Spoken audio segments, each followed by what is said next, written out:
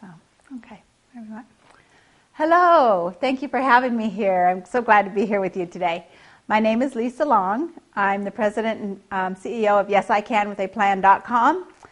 And today I'm going to be sharing some information with you that really has the potential to change the way you do business, the way you organize and work with your teams, and really it has the potential to change your life. So it's really exciting. And again, thank you so much for being here and having me here with you. So I'm going to share something with you. Everybody is here in this specific meeting wanting to get more customers, wanting to have more success in your business. Am I right? All right, so I'm going to give you a couple of scenarios about success, what we think success is. How many of you thought success was going to look something like this? The path to success is like you get in, you know what you're going to do, and let's do it, right? How many of you are finding out it's actually maybe a little bit more like this?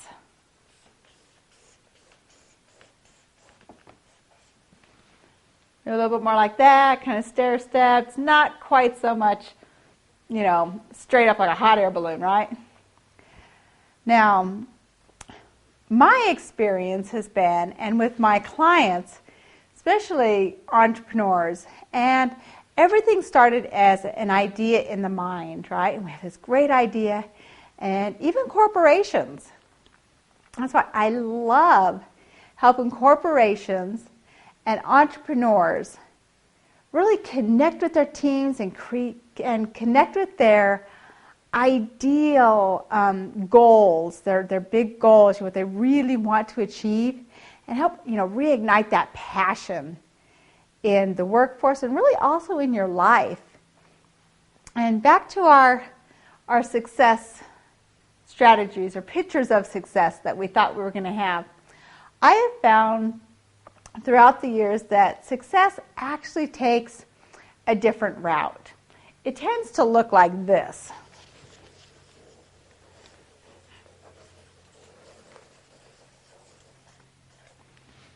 How many of you found that to be like, oh yeah, that's more like what I'm experiencing? Well, I agree. Turn to your neighbors and say, yep, been there, done that. And it's because there's a lot to learn. So how many of you think that if you just tried a little bit harder, you could do a lot better than you're doing right now?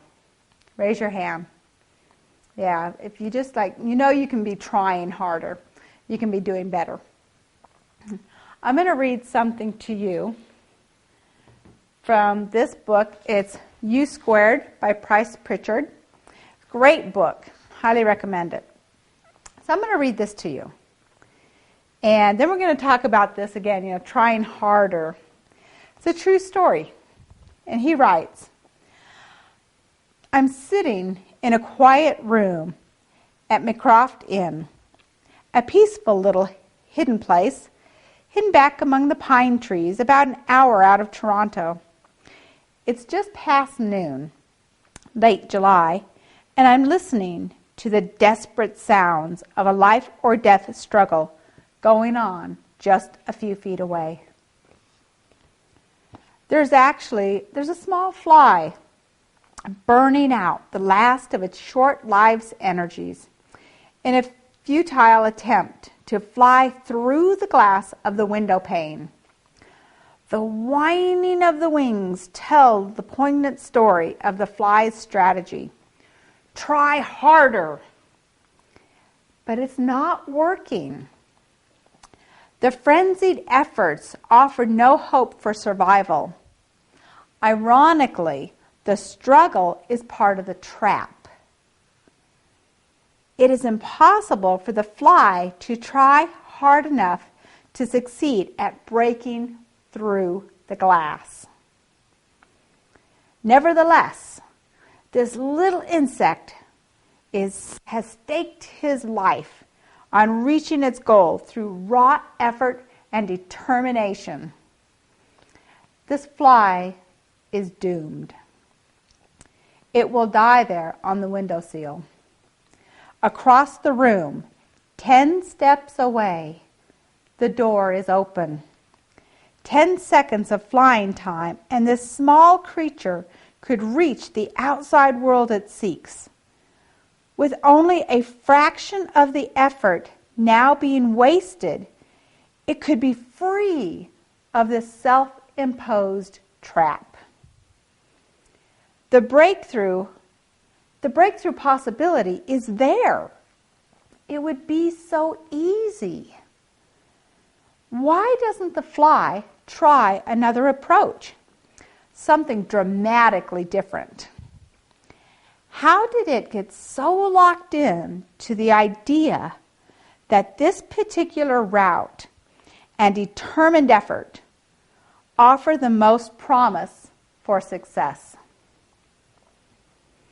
What logic is there in continuing until death to seek and break through with more of the same?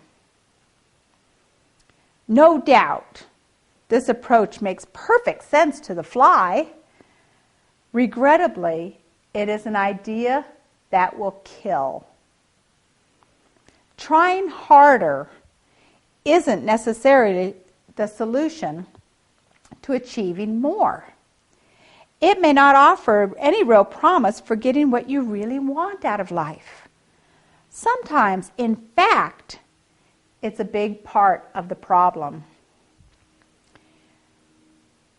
If you stake your hopes for a breakthrough on trying harder than ever, you may actually kill your chances for success.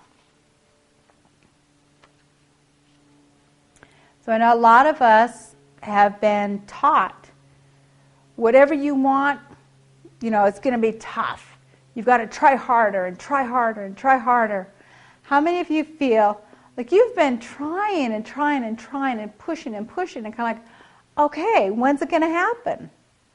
Exactly. Okay, are you ready to do something different? Something that actually works without trying harder?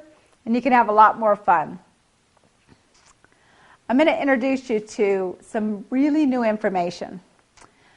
I am very honored to be mentored by and now a certified Thinking into Results facilitator for Bob Proctor, who you may know from the movie The Secret. He's a world-renowned business consultant and personal coach. And together, he and I are helping corporations and businesses really achieve the results that they want and live the life that they love. We're helping them use their mind, and again, so they can use this and achieve their results. Now, if I asked you to picture your mind, you would probably think of your brain, right? How many of you thought of that? Yep. Right. Actually, in psychology, we know that the mind is more of a function than a location. But the problem has been we haven't had a picture of the mind, and we think in pictures. So in 1934, Dr. Thurman Fleet created a picture of the mind so we could use this picture to advance our lives. So I'm going to show you what this picture looks like, and you can use it for yourself. So here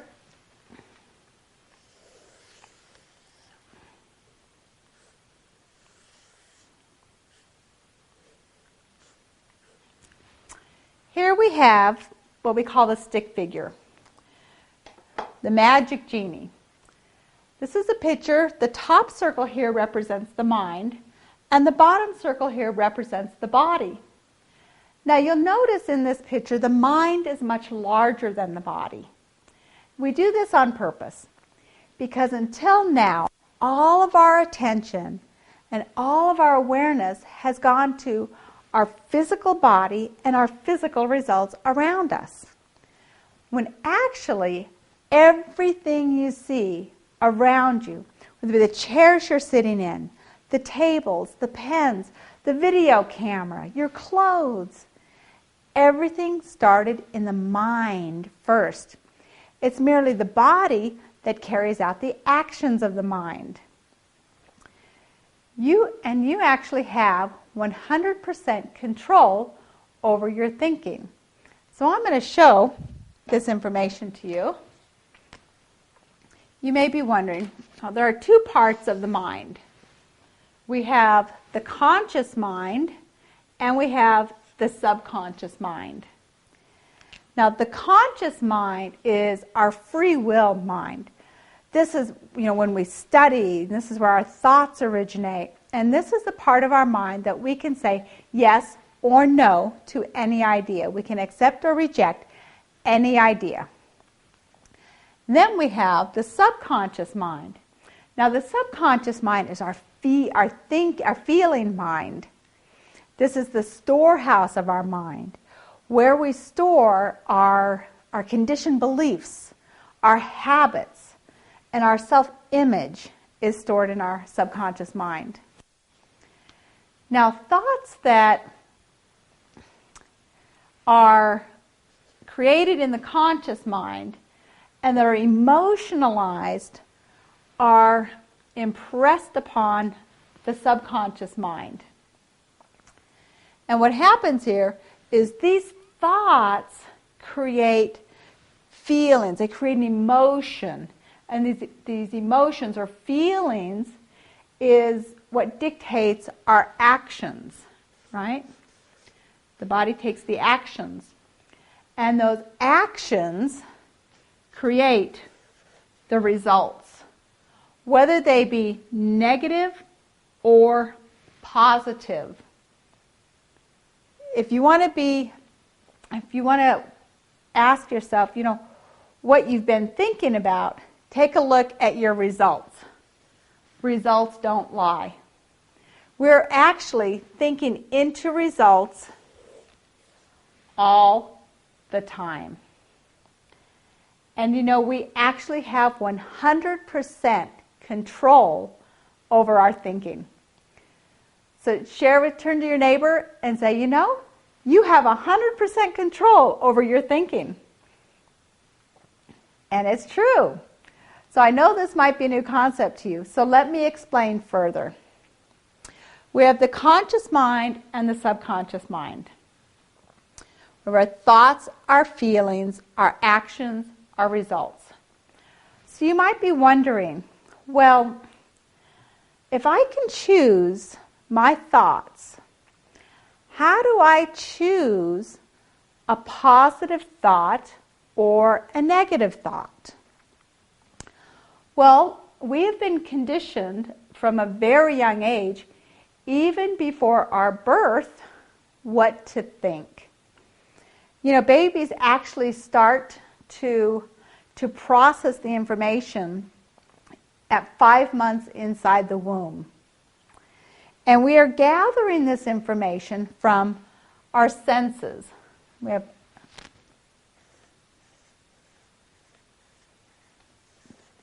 We have our senses. And what are the senses? See, hear, taste,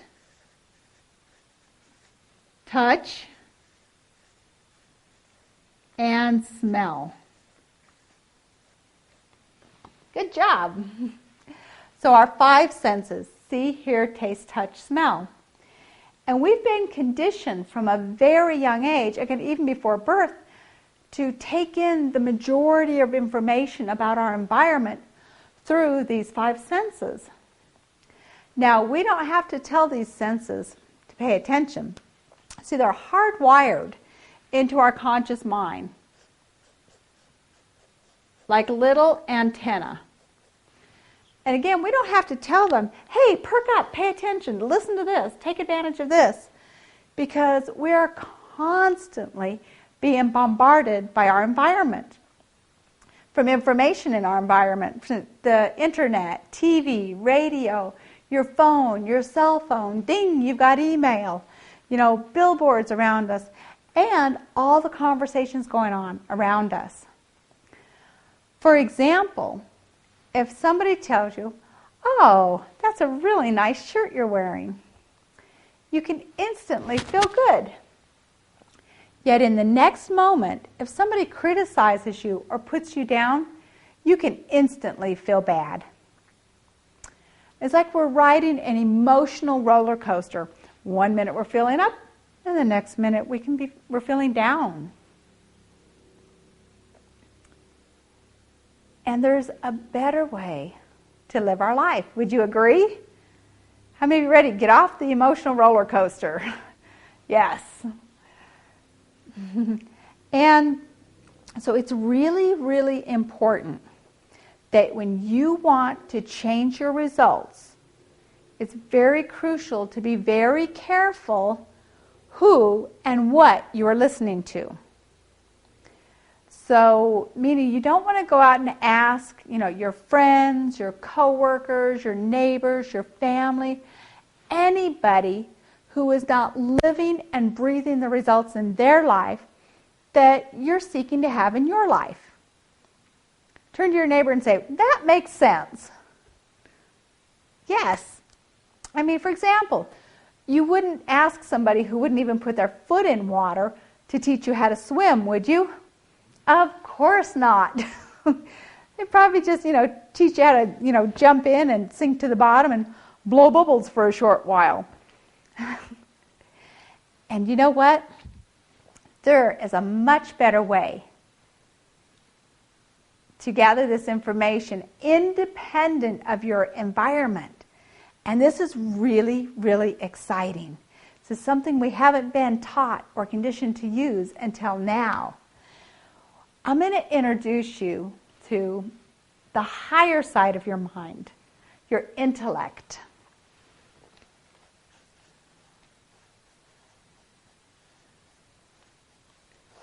And again, until now, we've never been taught how to use the intellect. We've always been taught to use the senses. Yet it's with the higher side of the mind that we're able to achieve our goals and live the life that we really love.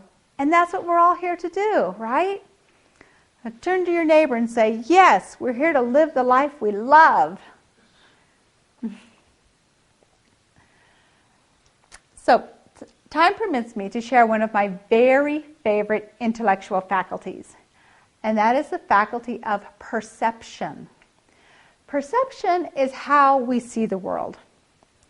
Is the glass half empty or is it half full? Do you see the opportunity or the obstacle? And we know the way we see things is different for everybody. It's not really our eyes that see, it's our beliefs. Dr. Wayne Dyer says, when you change the way you look at things, the things you look at change. And there's a law, one of the universal laws is called the law of polarity. And it states that everything has an opposite. Up has a down, good has a bad, light has a dark, in has an out, bobcat. In has an out, and there's a beautiful bobcat right outside my window. We could see that as a danger, or we could see that as absolute beautiful. He is beautiful. Comes by every once in a while. So, beautiful, beautiful creature. Again, perception. Is that a danger, or is it a creature of beauty? So, and again, we can see, the law of polarity, nothing can have an inside without having an outside. Nothing can have a top without having a bottom, right? Can't have a left side without a right side. So, the law of polarity is, again, everything has its opposites, and we choose to see one or the other. Again, you can see the obstacle, or you can see the opportunity. So the intellectual faculties are will, imagination, memory,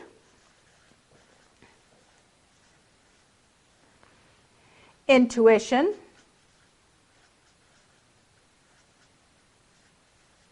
and perception.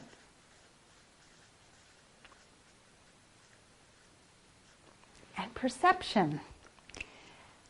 And it's very important that we learn to use the higher side of our mind. It's kind of like, imagine my left arm is the intellect, our intellectual faculties. And it's been in a sling for the last 10, 20, 30, 40 years. What would happen to it? It would become atrophied, right? Anything that isn't used becomes atrophied. Now, even if I took that sling off, what would happen to it? Right, it'd fall to the side of my body. And it would just kind of hang there. It hasn't been used for, 40 years. Now, on the other hand, my right hand are the senses that we've been conditioned to use to gather the majority of information from our environment. So what's going to happen if your left arm isn't in use? Your right arm is going to overcompensate, right? So this is with the senses. Phone rings. I've got it. Email. Things. I've got it. Oh, I've got an appointment. Oh, I've got it. Somebody comes in your office. Oh, I'm there. Okay, I've got to stop at the store and get something else. Oh, I've got it. Okay, I'm on that. Okay. I'm on that. Oh, I've got that too. Oh, I can do it. Oh, I'm on that. I can do it. Oh, yeah. Oh, go to the store. Yeah, go to the movies. I can do it. I can do everything. Okay. Because you're seeing and you're hearing and you're feeling and you're tasting and you're touching. And all these senses are bombarding you all the time. And this side of your mind is being bombarded. So this is a reason why we get into chaos, why we're always busy, but yet so often we don't have anything to show for it. How many of you have noticed that during your day sometimes? You're busy all day, but at the end of the day you're like, well, what did I do? It feels really defeating and exhausting. So let's move out of that. We got to bring this up into balance. It's really important to use the higher side of our mind, our intellect.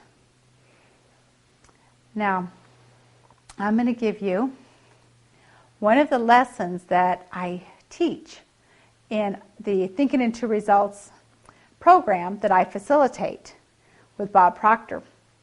I'm going to share with you today what we call the knowing-doing gap. And this is the biggest gap that prevents our success. It's kind of like, well, it is like, you know what to do, but you don't do it. And then there are other things you know that you shouldn't do, but you do them anyways. Kind of like if you want to lose weight. Okay, you want to lose weight. Okay, how can you lose weight? Okay, so you decide you're going to exercise. That's a good thing. And you decide to cut out sweets. Two good things. Okay, those two things will help you lose weight. Would you agree? Okay. And yet, how many people, the opportunity to exercise comes up, and like, oh, I don't feel like it. Never mind. So you say no to that, even though you know it will help you get to the results that you want. And then there's that piece of cake, that you know you shouldn't eat because you're on a diet, you want to lose weight, but you go ahead and eat it anyway. So you're doing the things you know you shouldn't do that get you the results that you know you don't want, and then on the other side, you're not doing the things that you know you should do that will get you the results that you do want. It's human craziness. All of us do it. And I'm going to show you why. Are you ready? Again, this is called the knowing-doing gap. It's the biggest gap between what we know, to what we actually do, and what we should do. And it's this action or lack of action that creates your results. So turn to your neighbor and say, it's my actions and lack of actions that have created my results.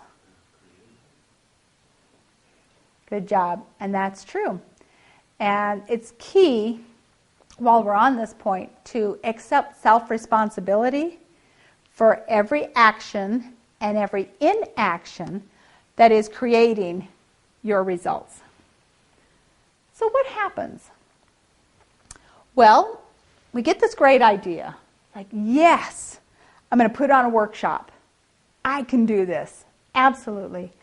And then what happens is we have old conditioned beliefs down here creating roadblocks to your actions that prevent you from taking the actions that you know would lead you toward your goal. You know that would lead you to your success. But what happens? See, the idea comes down here and it gets blocked in. All those, who do you think you are? You can't do that. Even conditioned beliefs and paradigms, old paradigms, you are most likely not even aware of.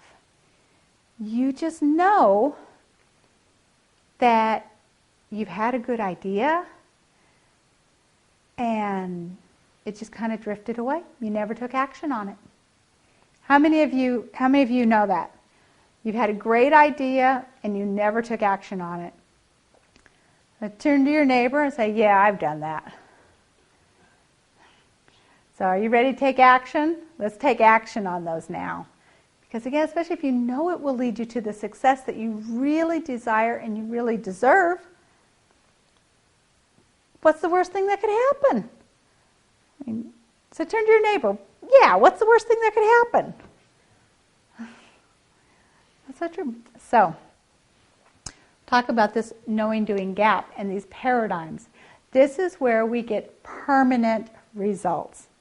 Now, there's a lot of other coaches out there, a lot of teachings and a lot of programs that say they can help you shift and get the results you want.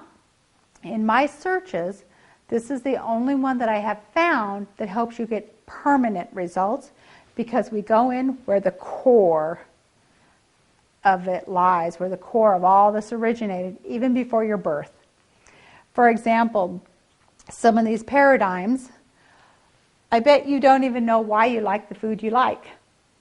Probably because your parents fed you this food, right? And their parents fed them this food. And their parents. And so we eat the food that our parents ate for the most part. And also think about, your relationship with money. What was the conversation going on around you when you were growing up? Maybe even when you were inside your mother's womb. Was it one of abundance and you can do anything you want, you can have anything you want? Or was it one of, what, you think money grows on trees? We can't afford that. You can't do that. If you think about, what was the first word you learned? For a lot of us, it was no. Don't do that. No, no, no, no, no. So what do we hear? No, no, no, no. Again, all these roadblocks in the subconscious mind. No, no, no, no. And here you're coming in with this idea like, I can be better. I can do something. And you've got this underlying old conditioning that you're not even aware of saying, no. No. You can't. Well, we're going to shift that out. So, what I'm going to invite you to do now is take out a fresh piece of paper, and I want you to write down a really exciting goal. Okay? Now, I'm kind of paraphrasing this, kind of trying to give you a lot of information in a short amount of time. But I promise at the end I will give you more resources if you would like them. So, write down something that's exciting. And I want to teach you something about setting goals. A lot of people, they think a goal is something that you acquire. It's, I want a boat or something. It's really, a goal is to help you think and help you grow. Okay? So when you're thinking about, so go ahead and write down your goal. Something that you'd really like to have in your life. Okay. Now, a couple of things when you're writing goals down and when you're setting goals that I want to help you become aware of to make these really effective and fun for you. Is this goal, how many of you wrote down a goal that this is something you know you can achieve? You know how to do this. Maybe you've done this before. Okay? Okay. Great. And how many of you wrote down, well, this is something I think I can do. I feel pretty confident. I think I can do this. I can see how this can happen. How many of you wrote down something you think you can do? How many of you wrote down something you have no idea? It's just out there. Like inventing the first airplane or something. Okay, so now what we're going to do is we're going to go back and we're going to rewrite your goals for you, okay? So I don't want you to write down something that you know how to do, because if you already know how to do it, it's not stretching you. You're not growing, right? You're really just moving sideways. You already know how to do it, okay? And if it's something you think you can do, you know the how. Again, it's not stretching you. It's not helping you grow. So I want to move you into a different realm here. I want to move you into the realm of fantasy. Fantasy. So go into your fantasy mind, okay? And think about something, maybe you've had it on the back burner for a while and kind of like, can I do that? Think about the Wright brothers, 2 bicycle mechanics, thinking, these things can fly. Let's make these bicycles fly. It just needs some wings. And if we can get the speed up, it can take off. And think about before airplanes were invented, how absolutely crazy that sounds. Do you know for 5 years after the airplane was invented, scientists were still saying it couldn't be done. It was impossible. So, and now look how it has completely changed our world. Every single one of us. And say, yeah, fantasy changes the world. So turn to your neighbor and say, yeah, fantasy changes the world. Fantasy is a good place to be. And we haven't got to play there much, especially as adults. So I want you to take a nice deep breath in and allow yourself to go into fantasy. Go into fantasy. I'm going to give you some time here. If you could create, create anything you want, what would you be, do, and create? Anything you want. Without filtering it. Don't worry about the how. The how will come later on. I'll show you about that. I just want you to write down what it is you would do. You could do, be, have, anything at all. Play. Okay, go into fantasy. Okay. Who would like to share? What did you come up with? This is your time to play. And again, remember, everything around us started in the mind. So I invite you to engage your mind, engage your fantasy processing. Now, so we have our ideal goal. This is your ideal goal. This is really going to make you stretch, and you might feel some butterflies, like, ooh, can I really do this? Oh my gosh, who am I to do this? But that's when you know it's the right goal, because it's exciting and it might feel a little bit scary at the same time. That's good. And the more you feel that little nervous feeling, that means your how to what you want is showing up. All you have to step up and say yes. So turn to your neighbor and say, I step up and say yes. Good job. So now we want to look at so how do you do this? First you have to be committed to achieving this goal. Be dedicated And we're going to take a look at, there's a lot of things you know how to do already. How many of you already know certain steps to do to achieve this goal? Absolutely. How many of you have taken action on these steps? Good job. So some of you have. So what we're going to do now is we're going to address this knowing-doing gap. Because you know how, in working with you individually or in a small group, I would actually sit with you and help you identify some of the how steps. And a really good way to do that, and you can do this amongst yourselves as well, is brainstorming. So we actually do have a few moments here. I'm going to give you 3 minutes, not very long, to just brainstorm. And brainstorming is just coming up with ideas. Okay, how can I do this? How can I do this? And everybody just throw out some ideas and let go of any good, bad, right, or wrong. Let go of any yeah buts or it won't work or, but the road doesn't connect there.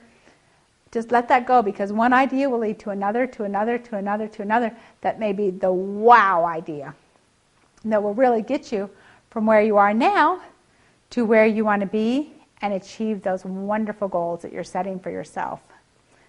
So let's start that brainstorming. And then you want to go and you want to narrow it down to what action step you are going to commit yourself to doing this week. So what do you want to do this week? Make a commitment.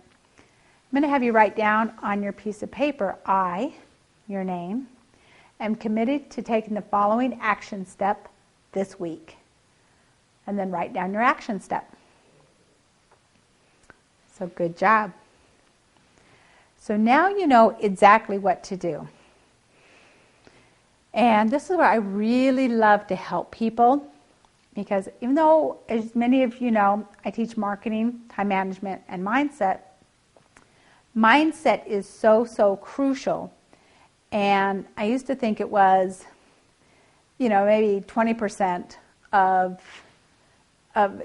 the equation to your success. I think now it's more like 95% of the equation to your success. Because I've found that I've spent a lot of time with people working on their mindset, because it's the mindset that will block you from taking the actions you need to take to get the results that you want. Again, the knowing-doing gap. So I want you to be committed to taking that action step.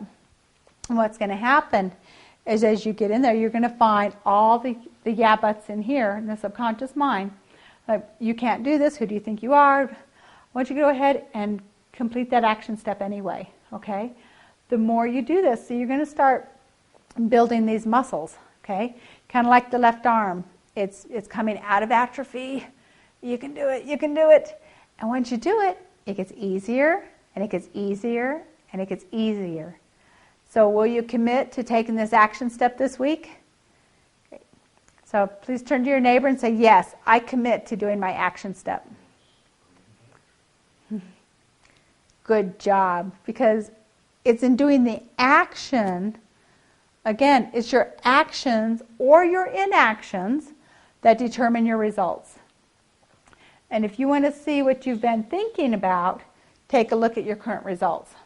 Okay? And if we want to change here, we have to change here. And through your actions.